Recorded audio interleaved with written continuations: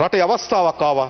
ඒ අවස්ථාව ඉතා හොඳින් උකහා ගැනීම සඳහා විපක්ෂයේ සිටද ඔබ උදව් දීපු ව්‍යාපාරයකට ඉතිහාසගත වෙනවා. ආයෝජක එන්නේ නැහැ ආයෝජක දාලා යනවා. මට කියලා දාලා ගිහපු එක්කෙනෙක්. දැන් නැගිටලා කියන්න. දැන් නැගිටලා කියන දාලා ගිහපු එක්කෙනෙක්. අජිත් පීපරගෙන් අහන්න. අදානි ඉන්න ඕනද යන්න ඕනද කියලා. ස්ථාවර හර්ෂ. ඔක තමයි ස්ථාවරේ. නෑ මතක. ඕකනේ කතා කරේ. ඕකනේ කතා කරේ. හරි. මේ අවස්ථාව එක්ක ඕගොල්ලෝ එකට එනවද? නැත්නම් මේකට අකුල් වෙනවද කියලා තීරණය කරන්න.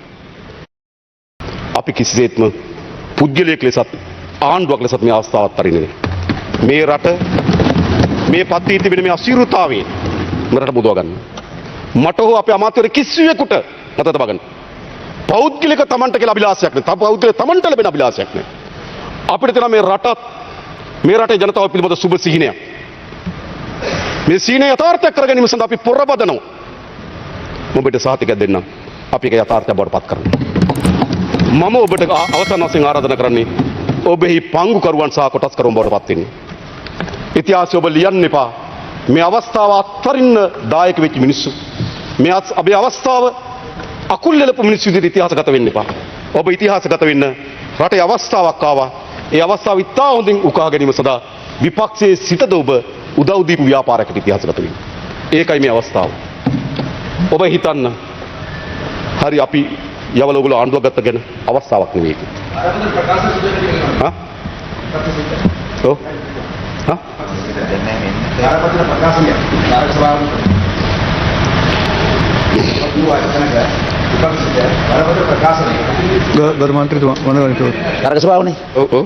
පැහැදිලි කිරීමක් වුණා. මොකද ඔබතුමාගේ කතාවෙන් ආගෙන හිටියා. එතන ඔබතුමා කිව්වා බරපතල ප්‍රකාශනය විපක්ෂයට සිදු වෙනවා ආර්ථික අස්ථාවර කිරීමේ ඉලක්ක කරගෙන.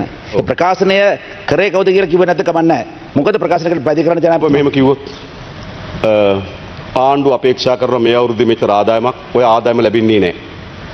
ආණ්ඩුව අපේක්ෂා කරන දන වාහන වෙළඳ පොළ විවෘත කිරීමේ මෙච්චර ආදායමක් ඔය ආදායම ලැබෙන්නේත් නැහැ කියලා කිව්වනේ. හරිද? තේරුණාද? කිව්වනේ. හරිද? හරිද? නෑ ඒකෙන් කියන්නේ මොකද්ද? ඒකෙන් කියන්නේ මොකද්ද? ඒකෙන් කියන්නේ අන් කවරක්වත් නෙවෙයි අවිනිශ්චිතතාවය නිර්මාණය කරන්නේ. අවිනිශ්චිතතාව. ඔබට පළමු කොටම ප්‍රශ්නය අහන්න. හරිද? ඒ වගේම ඔබ කිව්වා ආයෝජක එන්නේ ආයෝජක දාලා යනවා කියලා. මට කියලා දාලා ගිහ එක්කෙනෙක්. ඔබ කිව්වේ නැද්ද එහෙම එකක්? ආයෝජක එන්නේ නැහැ ආයෝජක දාලා යනවා. මට කියලා දාලා ගිහ එක්කෙනෙක්. දැන් නැගිටලා කියන්න. දැන් නැගිටලා කියන දාලා ගිහ එක්කෙනෙක්. හැබැයි ඔයගොල්ලෝ ආයෝජකට දෙන සංඥාව මොකක්ද? ලංකාවට ආයෝජක එන්න එපා. ඉන්න අයත් දාලා යනවා. මට කියන්න එකක්. දැන් නැගිටලා කියන මෙන්න මේක ගියා කියලා. ඉක්මනට කියන්න. නෑ. අස්ථාවරත්වය නිර්මාණය කරන්නේ මොකද්ද? ඉතින් අජිත් පීපරගෙන් අහන්න. අදානි ඉන්න ඕනද යන්න ඕනද කියලා. ඔබතුමාගේ ප්‍රෙස් එක මම බැලුවා. කෙටියෙන්. ඔව්. අජිත් ප්‍රවන්ත. 8යි 2යි 6ට අදාන ඉන්න බෑ. තරඟකාරී ක්‍රමවේදයට අපේ සම්පත් සඳහා අනිවාර්යයෙන්ම අපි තරඟ කරලා හරි මිලකට තරංකාරී මිලකට සුළං සහ සූර විදුලි ලබා ගත යුතුයි. ඒකට සැකයක් නැහැ. 8යි 26යි අදානිය ඕනේ නැහැ. හැබැයි 5ට විතර දෙනවා නම් තරංකාරී මිලට දෙනවා නම් ගැටලුවක් නැහැ. හරි ඒ සඳහා අපි අවශ්‍ය තරංකාරී ක්‍රමවේදය හදාගමු. ඒක තමයි හදන ක්‍රමය. ඒක තමයි අපි දෙන ස්ථාවරේ. ඕක තමයි ස්ථාවරේ. ඔක තමයි ස්ථාවරේ. හර්ෂ. ඔක තමයි ස්ථාවරේ. නෑ මතක.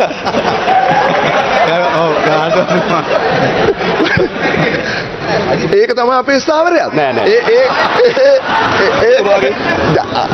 ඔබතුමාට මතක ඇති අපි තමයි ඉස්සෙල්ලම මේ තරගකාරීත්වය ගෙනාවේ කරු ජනාධිපතිතුමා. ඔබතුමායි අපි ඔක්කොම එක පැත්තේ ඉඳලා එකට කතා කරේ. ඕකට ජනාධිපතිතුමා ඕකනේ කතා කරේ. හරි. නෑ. දැන් බොහොම ස්තුතියි හර්ෂ මන්ත්‍රීතුමා. හැබැයි ඔබතුමාට අදානි සමාගමෙන් නිවේදනය ආපු හැටි පොඩි කලබල වීමක් වුණා එහෙනම්. කලබල වෙලා කිව්වා මේ ව්‍යාපෘතිය ගියා තව කවුද ඉන්නේ කියලා. මම දැක්ක ඔබතුමාගේ කට් එකක් මම ගාව තියෙනවා. හරිද? මේක ගියා ආයේ කවුද එයිද ඩොලර් බිලියනක ව්‍යාපෘතිය. බිලියනකුත් නෑ එතන හොඳේ. එතන කියපු ඉලක්කමත් වැරදි. ඔබතුමාගේ ඩොලර් බිලියනක ව්‍යාපෘතියක් ගියා. බිලියනයක් නෑ එතන. හරිද? 900කුත් නෑ. හරිද? තව ලංසු තියන්න පුළුවන්. මම කියන්නේ හරිද? ගියේ නෑ. හරිද? මේ ඒ නිසා ඒකයි මම කියන්නේ. ඒකට ආර මතයක් හදනවා ආයෝජක යනවා. ඒතර ආයෝජක යන රටකට ආයෝජක එන්නේ නැහැ. මං කියන්නේ අර ආර්ථික ඒ මහදන් තියන අය ඒවා කිව්වහම ප්‍රශ්න තියෙනවනේ. ඒ නිසා ඉතා පැහැදිලි ඒවා. හරි නේද මනෝගණිත මතුව. රයිට්. ඉතින් ඕක තමයි අපේ තියෙන තත්ත්වය. ඉතින් මම කියන්න හදන්නේ අවසන් වශයෙන් මම අවසන් කරන්න හදන්නේ. ඒ නිසා මම හිතනවා මේක තමයි අවස්ථාව. මේ අවස්ථාව එක්ක ඕගොල්ලෝ එකට එනවද? නැත්නම් මේකට අකුල් වෙනවද කියලා තීරණය කරන්න.